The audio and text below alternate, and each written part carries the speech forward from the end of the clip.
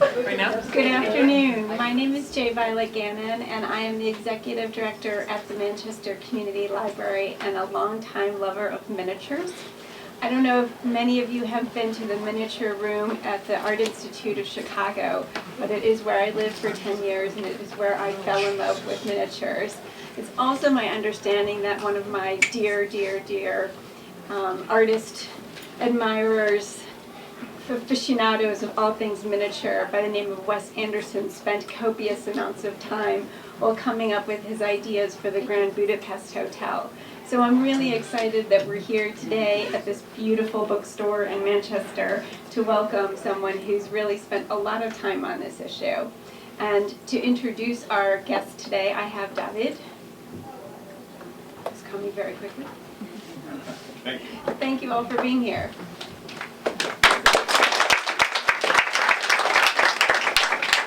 Well, good afternoon, and thanks so much for coming to Northshire. And I'm delighted to introduce Kate Unver, presenting the Book of Mini, Inside the Big World of Tiny Things. After her presentation, there'll be time for a few questions before we move downstairs, where copies of her book are available for purchase and signing. And please take this moment to silence your cell phones. Kate Unver is a social media and communications professional. In 2012, Kate launched the Daily Mini on Instagram, a digitally curated space that promotes miniatures and small-scale news through interviews and studio visits with internationally renowned artists and designers. She currently serves on the board on the board of trustees of the International Guild of Miniature Artisans and provides social media consultancy services to miniature makers around the world. She's been collecting miniatures for over 2 decades. Reviewers have called the Book of Mini a fabulous documentation and celebration of all the different ways people all over the world create small things, and a must for any miniaturist. Please join me in welcoming to Northshire, Kate Unver.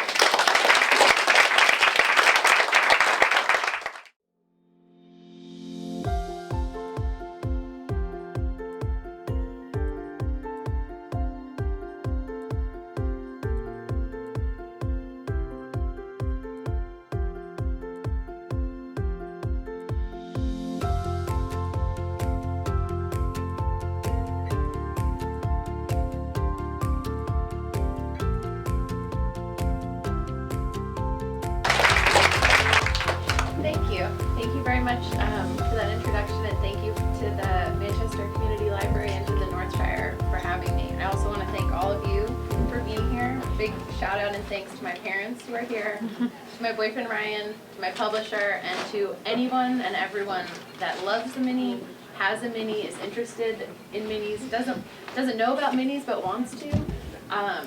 Thank you. Thank you for being here. Okay, so before we begin, what is a miniature? If you know it, if you think you know it, shout it out. What do we mean when we say miniature? Small. Small. Tiny. Tiny? Little? I'll take little. Yes, so no wrong answers there. So really when we talk about miniatures, we mean a smaller representation of something in large scale, so something full size. So for the sake of this discussion, we'll be talking quite a bit about 1/12 scale miniatures, which can be seen right here. So it means that 1 inch is equal to 1 foot. So if you're talking about a moose, which I hear can be anywhere from 5, 6, 7 feet tall at the shoulder, a miniature moose would come in at about 5, 6, 7 inches in height. Now, the word miniature is very interesting in and of itself. You can pronounce it 2 ways. You can pronounce it with the A, miniature. I've heard people say miniature. Both ways are correct. The etymology of the word is very interesting because it does not come from what you think it might come from. It doesn't come from minor or minuscule or anything like that. It actually dates back to Latin, and it means red lead. So talking about vermilion or red paint. And from there, the etymology changed from red lead to color red, so to underline or draw attention to a word, and then to illuminate, and then from there you get illuminated manuscripts. Okay, so we'll rewind a little bit and talk about miniatures in history just for a moment. So Miniatures, the concept of miniatures is not new, but the purpose of them is evolving. So throughout history, the Egyptians would have miniatures buried with them in their tombs so that they could help them in the afterlife, so give them and provide them with everything that they need, the tools, the animals, the furniture, servants, everything that they need in the afterlife. So here's an example here. And in the 17th and 16th centuries in Amsterdam and in England and all throughout Europe, there were also examples of baby houses where women would essentially show. Is anyone here familiar with the PBS series? And there's a well-known book, The Miniaturist by Jessie Burton. Yes. You know, it's like I'm talking about miniatures, but I feel like there's different grasps. So the term baby and baby house is coined from the Old English word meaning doll. And dollhouses of this period showed idealized interiors complete with detailed furnishings and accessories. So the cabinets were built by hand, and they were filled with miniature household items and were solely intended for adults. So oftentimes it would be a way to show essentially, an idealized vision of your house, or what, things that you might not have in full scale, but you could depict in miniature. Pause a minute. Does anyone know what this image is? There's no wrong answers here today. A miniature room? It is a miniature room. Entryway. It is an entryway. Oh, okay, we're 2 for 2. Anyone else? Yes? Is it one of the thorn rooms? It is one of the thorn rooms. So, what are the thorn rooms? I can tell you, but does anyone know where they are? I think we might have heard in the introduction. Chicago. They're in Chicago. They're also all over the U.S. So, the thorn, really nothing can do them justice, I think. But seeing them, so if I may, the 68 thorn miniature rooms enable one to glimpse elements of European interiors from the late 13th century to the 1930s and American furnishings from the 17th century to the 1930s. They were painstakingly constructed on 1/12 scale, as we talked about, and they were conceived by Mrs. James Ward Thorne of Chicago between the 1930s and the 1940s. They were created by a total of about 33 master craftsmen, and everything is true when it comes to the materials. So if something depicted is gold, it's gold here. If something has dovetailed joints, it's fully functional. If something has a lock, the lock will, there's unbelievable details. And so the concept behind these, Mrs. Thorne, it's really twofold. She got the idea, people think, from the royal dollhouses that existed in Europe. In England, there's Queen Mary's dollhouse, which started and debuted right around 1920. So she also had an interest in miniatures herself, Mrs. Thorne, but she really wanted to show these museum quality spaces on a small scale. So if you go to a museum today and there's an entire room, whether it's Egyptian art or colonial Williamsburg, that's great, but how do you transport that across America, an entire room this big? You can't. So throughout a period of really less than 10 years, 8 years, she had 100 of these rooms crafted. So at any given time in Chicago, there are 68 on display. Way back when, about 69. And today, there are, they believe, 99 still in existence. So there's some in Kansas. There's actually one in Philadelphia this weekend. It's for sale. But they are absolutely marvelous. One thing of note in these images So at the time, only in Europe did they really have this wallpaper that showed a landscape all the way across. So Mrs. Thorne debuted things to the United States that had never been seen before in miniature. And at that time, I think it really, it transcended miniatures for the sake of art, and it was much more about the history and the interior design, and it just provided people a lens into other worlds that they might not have otherwise been able to see. So I would like to take a minute and read an excerpt from an essay by one of the sons of one of the master craftsmen who helped put together these rooms. The gentleman who worked on these in the 30s, Eugene Kupchak, had two sons who helped him as they got older in his workspace to create these rooms and preserve the legacy. His two sons, Henry and Jay, and Henry passed away earlier this year, and he was very helpful when it came to my putting together this book. He was always available, a phone call away, and he never got to see the book itself, but he played a very big part in it coming together. So I just want to read a little bit of an excerpt from something that he wrote, and then I'll also show one of the works that he created, a couple of views from it. So this is an Ottoman coffee house that's on view in Istanbul at the Koç Museum, and I'll show a couple of views as I read some of his words. These little virtual realities are a synthesis of what we know in our imagination, what they should look like. A Hollywood dream vision, so to speak. They are, therefore, more than real because they tap into the gestalt of our collective memory, and as such, are more pure realization. This is miniaturization with the purpose of elevating the common experience and transforming it into the collective dream vision of a time or place beyond us. These miniature rooms act as magical objects to project our best intention of how we wish it were. They are a virtual world directly in one's face to wonder how it could possibly be fashioned while adoring the fact that we are being fooled. This is transformation by one's imagination to a more perfectly formed world.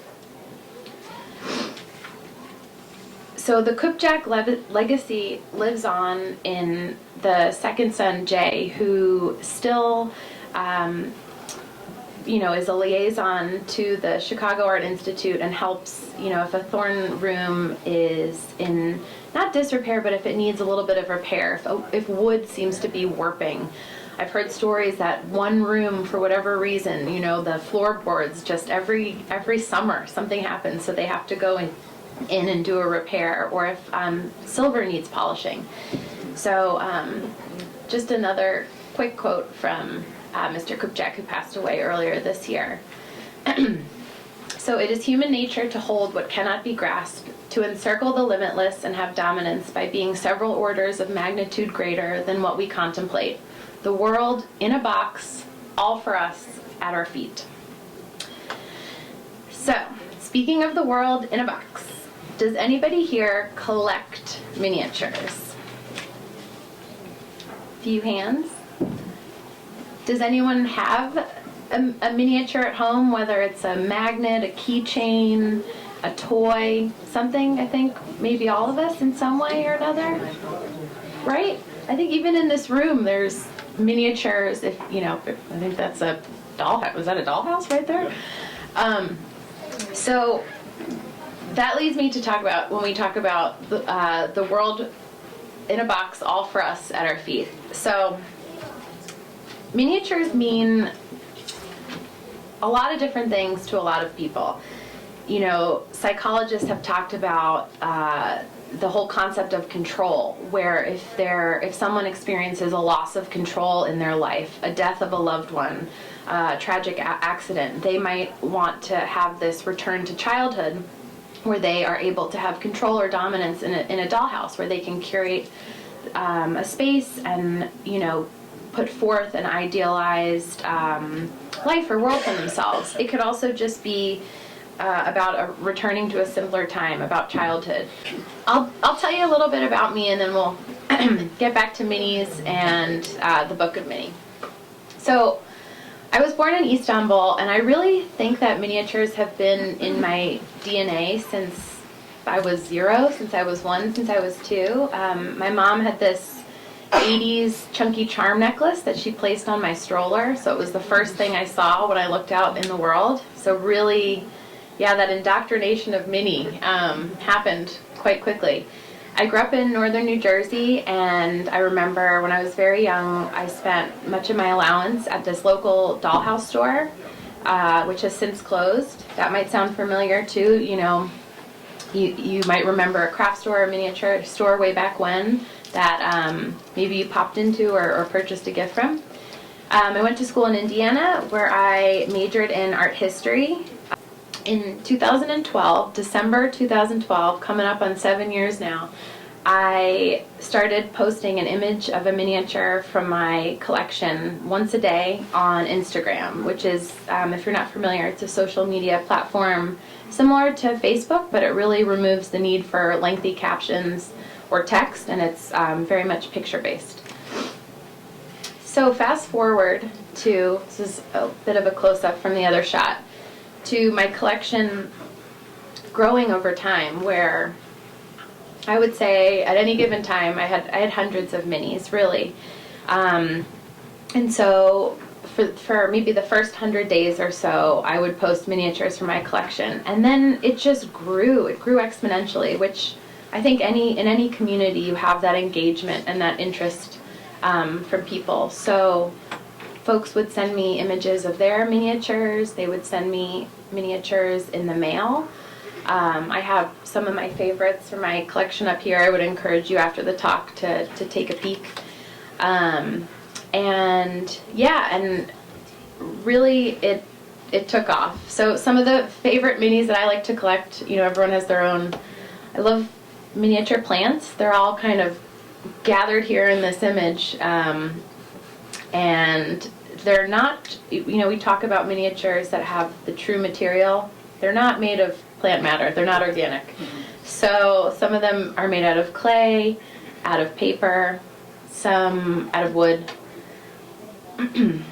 So to talk a little bit about how we got from there, from collecting minis to here.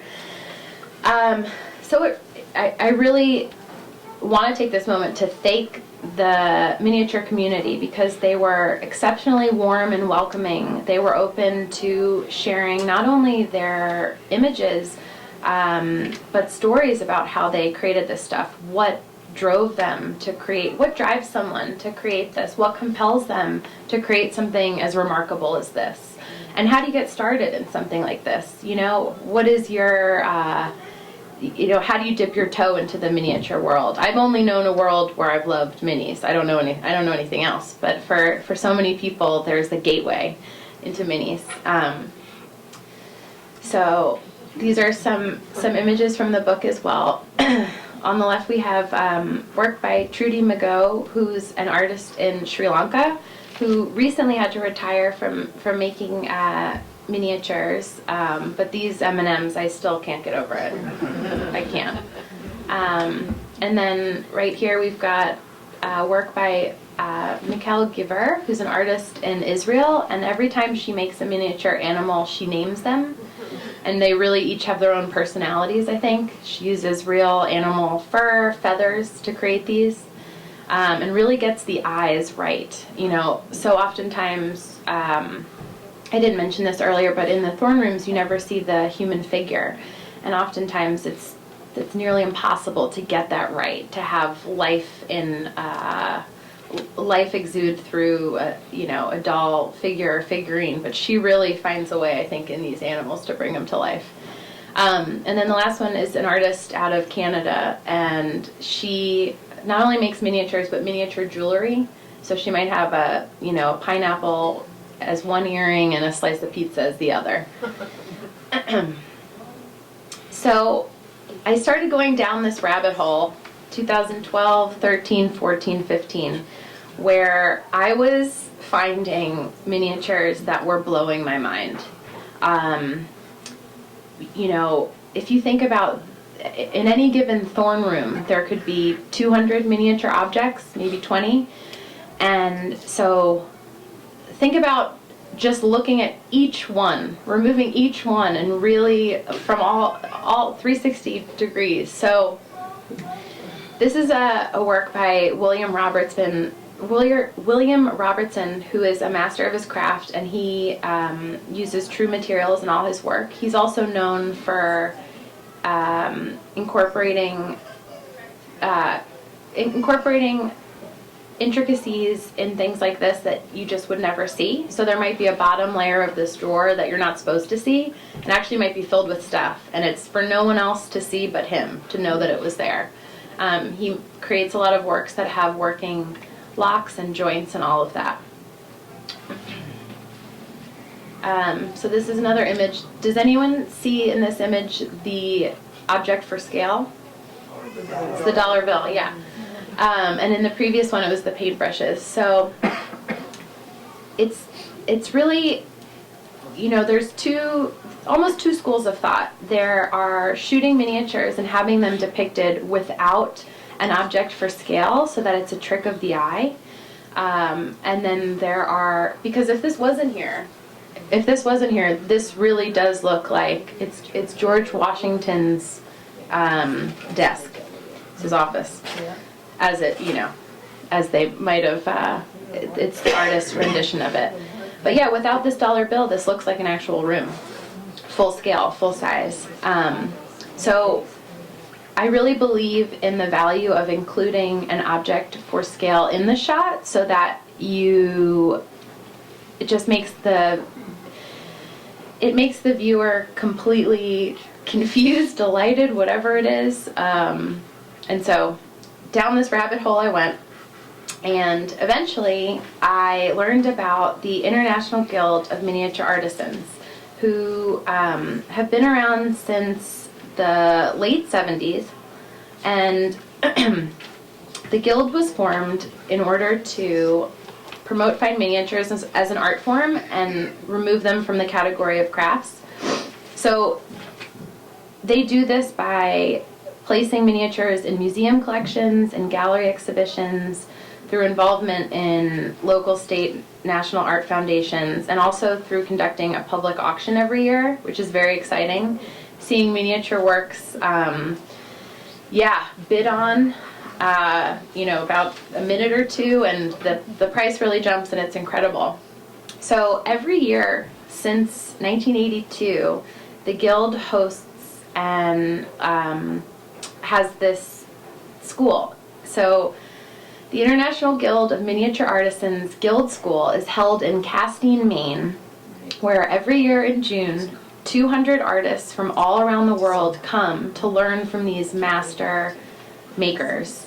So this gentleman, John Almeida, from Hawaii, has these portable miniature pottery wheels where everyone is creating pottery, hand-turned on wheel-thrown pottery, and each pottery piece is on a poker chip so that it's easier to just get off. It's absolutely incredible. They glaze them after. It's remarkable. It's one of the most fun classes, I think, because you get a little bit dirty and you can create different shapes. You don't have to follow a mold necessarily.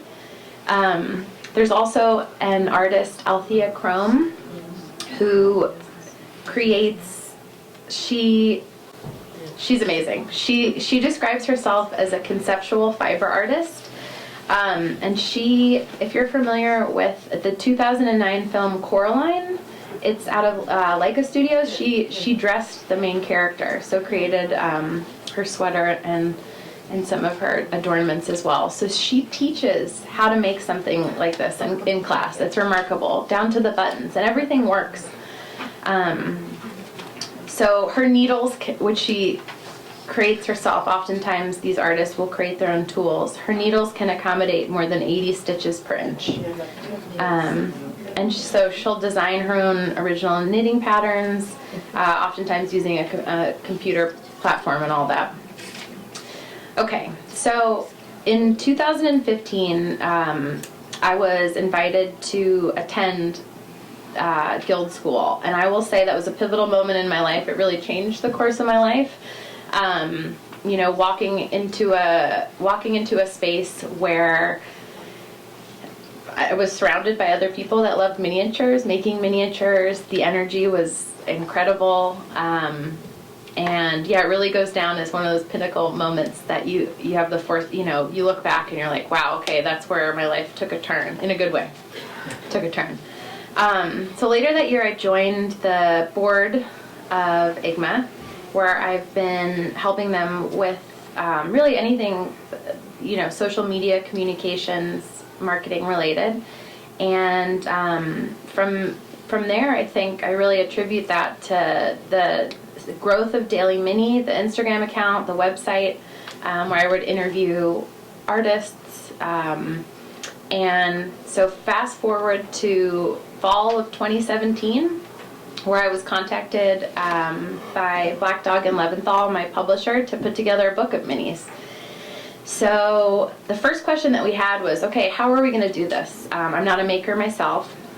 I don't necessarily own the images per se. So what, you know, how's this going to work in terms of permissions? But there are tons of these, you know, collaborative photo books or book projects that exist today. So we just went for it. And so the goal was to share 250 images of miniature work. And for me, my goal was to show 250 different artists. So we're close to that in the book, roughly, we'll say 200 plus. But so I used existing images from the artists themselves, and then I collaborated with one of my friends, fellow motorcyclist, John Saponara, and we went into my collection and we took out 20, 30 some odd minis and we began to shoot them. So we went to his studio and we took just objects that were there, and all of these are one takes, which is really remarkable. It was just, I don't even know how it happened, but it was really magic. Where we have a goldfish bowl here, and there's a fishing lure for scale. We've got an everything bagel, a salt shaker for scale. There's an Eames rocker with an Altoids case for scale. Both the goldfish bowl and the Eames rocker are here, and I would encourage you to pick up that Eames rocker. It is so light. It is paper light. So we shot a number of works for the book using, as I mentioned, objects that he had in his studio for scale. Does anyone want to take a guess what is used for? Coffee grounds. Nutmeg. Saffron. Whoa, they're great guesses. They're coffee grounds. Someone had it. I think a couple people had it. So this was one of the first shots we took. I mentioned the one takes. This was not a one take. We realized this was not intuitive enough necessarily to know that those are coffee grounds. So we played around with some other objects. Got a coffee ground scooper. That didn't feel quite right. We have a mug. Didn't feel quite right. And then we landed on just some orange scissors. Kind of makes sense, kind of doesn't, but yeah, we had fun with it. This was another shot where these miniature books were from the world's first all-miniature bookstore in Tokyo, which has since closed. When the store closed, everything went up for auction, and I somehow didn't get outbid for this. It was a lot of 13, and I have some of them here for you to take a peek at after this talk. But yeah, I talk about the one take. This wasn't quite a one take. We played a little bit around with the spines, and yeah, the positioning of the books, and had a book, you know, subtly in the background there. So, in some of the images that I received for this book, it was very difficult to determine what would get in, how to represent the most amount of artists from the most amount of countries, from the most amount of skill levels. So we have strawberries from an artist in Italy with a penny for scale. We got strawberries and apples from an artist in the UK with a pencil for scale. And we've just got strawberries with a strawberry for scale. And this artist is amazing. She's very young, out of Denmark, and I don't know how she does it. It drives me crazy. Okay, so in putting together the book, Miniacs is a term I've heard, or Miniac, I'm a self-described Miniac, someone that loves minis. I've also heard it used for Mini Coopers, the car, but yeah, we played around with a couple book cover ideas. These are two of my favorite minis from my collection, but something just didn't feel quite right. So we also played around with this particular image, and in the book there are also micro miniatures, which are smaller than 1/12 scale. But yeah, something just didn't feel quite right. So the publisher conducted a bit of user testing until we landed on this image, and I have this breakfast plate here. But yeah, it seemed to appeal to the masses. Maybe, is it savory? I don't know, the knife has some connotation, whatever it is, but that's where we landed for the cover of Book of Minnie here. Okay, so just cruising right along. And I just wanted to read just a quick quote. We talk about the book covers, but I think this applies to miniatures, to art, to everything. This is a quote by one of the makers in the book, Lauren Delaney George, who is the brains and the hands behind L. Delaney Miniatures. She's also, she does everything. She's an author herself. She lives in New Orleans, and she has a ghost scavenger hunt where she hides miniatures, and it's unbelievable. So it's extraordinary that color and texture are a language that can be harnessed to communicate a cohesive story. Move the same elements around, and you have a completely different tale. Okay, so wrapping up a bit here. What's next? What's next for minis? There are miniature museums all around the world. There are miniature exhibitions that seem to pop up all over the place. I have recently partnered with a miniature artist who moved from New York to Boston this summer on the Miniature Museum, which, give us some time, but we're hoping to bring it to New York and have it be a small-scale museum so that you're not going to step foot into it, but it would be a miniature space that you can look into. It's unbelievable. I'm completely enamored with miniatures. I'm in awe of them, and I continue to be. And they mentioned it in that trailer. When something really speaks to you that way, go for it, whatever it is in this world. So yeah, I'm a Miniac. Are there any questions? Thank you guys for being here. Yeah.